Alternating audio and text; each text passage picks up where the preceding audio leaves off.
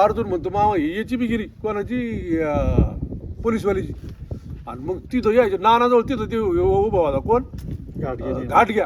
अरे घाटग्याला म्हणलं रामजीची पायावरती. मग ती गेलं पाहिलं ते म्हणतं मामा इथं बी नाही त्यात.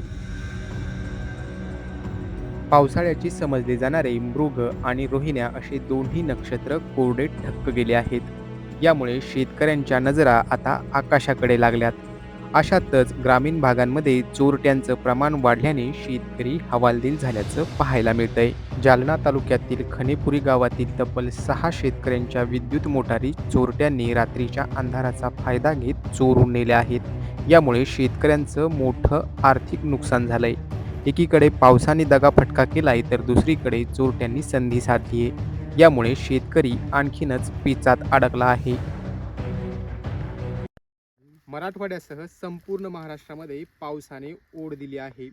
रोहिण्या आणि मृग असे दोन्ही नक्षत्र कोरडे गेल्यानंतर शेतकऱ्याचे डोळे आकाशाकडे लागून आहेत.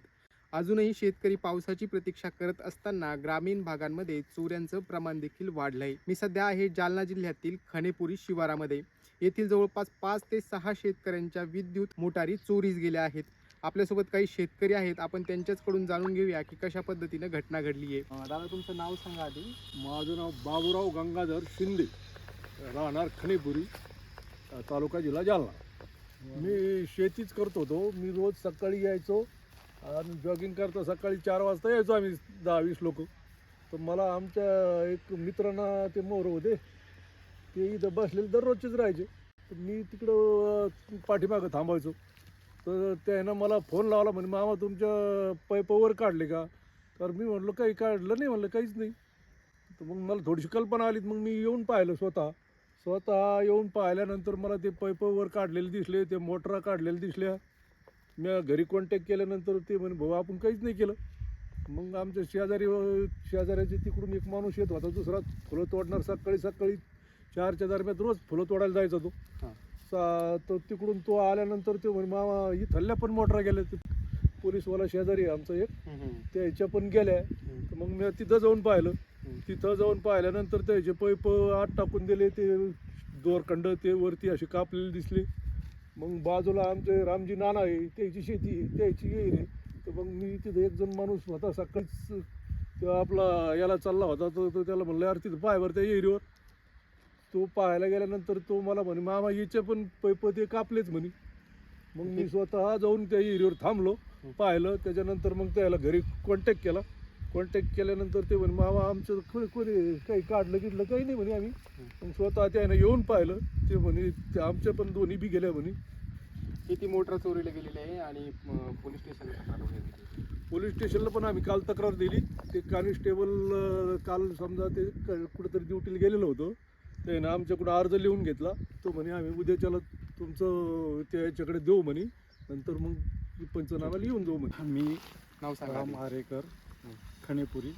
माझी शेती पाचनवडगा शिवारात आहे. माझ्या शेतातून एक सोलार मोटर आणि एक इलेक्ट्रिक मोटर माझी आणि माझ्या बंधूची चोरीस गेलेली आहे. तर सकाळी शेजारी शेतकऱ्यांनी फोन करून बोलवल्यामुळं आम्ही विहिरीवर हजर झाल्यामुळं बघितलं तर आमच्या सगळ्या मोटर चोरी केल्या. मग आम्ही आजूबाजूच्या शेतकऱ्यांच्या बघितल्या, त्यांच्याही चोरीला गेल्या. चोरीला गेल्यानंतर मग आम्ही 1-1.5 तासानंतर तालुका पोलीस स्टेशनला जाऊन तक्रार दिली. आणि तक्रार दिल्यानंतर पोलीस स्टेशनचे आतापर्यंत एकही कर्मचारी आमच्या शेतकऱ्याची दखल घ्यायला आलेली नाही. तरी माझी विनंती आहे प्रशासनाला, SP साहेबाला, की शेतकरी आधीच दुष्काळामुळं मेटाकुटीला आलेला आहे, तरी शेतकऱ्याला वाली नसल्यासारखं झालेलं आहे. तरी SP साहेबांनी यात लक्ष घालून आमच्या 4-5 शेतकऱ्याच्या आणि आधी 15-20 शेतकऱ्यांची केबल वायर चोरीला गेलेली आहे. तरी या चोरांचा सुळसुळाट थांबवावा व शेतकऱ्याला न्याय देण्याचा प्रयत्न करावा, एवढीच SP साहेबाकडून माझी अपेक्षा आहे. तुमचं नाव काय? ज्ञानदेव. तुमचं काही चोरीला गेलंय? हा मोटर गेलेली. केबल वगैरे काही नाही गेलं? मोटर केबल वायर गेलं ना. झालंय. हेच घटना झालेली नाही. परवाच्या रात्री. काय नाव आहे? तुमचं काही चोरीला गेलंय? आमचे केबल गेले 3-4 वेळेस. बरं. सगळ्या गावाचे 10-20 जणांचे नदीकाठच्या जवळजवळचे ते रातचं येऊन काय करायला लागले की लांबच्या विहीर न पाहता जवळजवळच्या विहिरी पाहिलं 100-200 फुटातल्या ते एक दिवस आले की 10-12 जणांचे केबल चोरून न्यायचे. 8 दिवस ठेपा खायचे ते ठेपाखाली शेतकरी काटून आता जर येत नाही म्हणले की 8-15 दिवस चोरी करायचे ते असे 5-6 वेळेस गेले नदीकडचे. तर अशा पद्धतीनं खणेपूर गावातील शेतकरी आहेत आणि पाचन वडगाव शिवार आहे. या शिवारातील विद्युत तसेच सोलारवर चालणाऱ्या मोटारी आणि केबल चोरीला गेलेल्या आहेत. पोलीस प्रशासनाकडे शेतकऱ्यांनी तक्रार केली, परंतु अद्यापपर्यंत पंचनाम्यासाठी कोणीही इथं फिरकलं नसल्याचं शेतकऱ्यांनी सांगितलंय. पोलीस अधीक्षकांनी या प्रकरणामध्ये लक्ष घालून शेतकऱ्यांना न्याय द्यावा अशी मागणी येथील शेतकऱ्यांनी केली आहे. नारायण काळे, दर्पणकार न्यूज, जालना.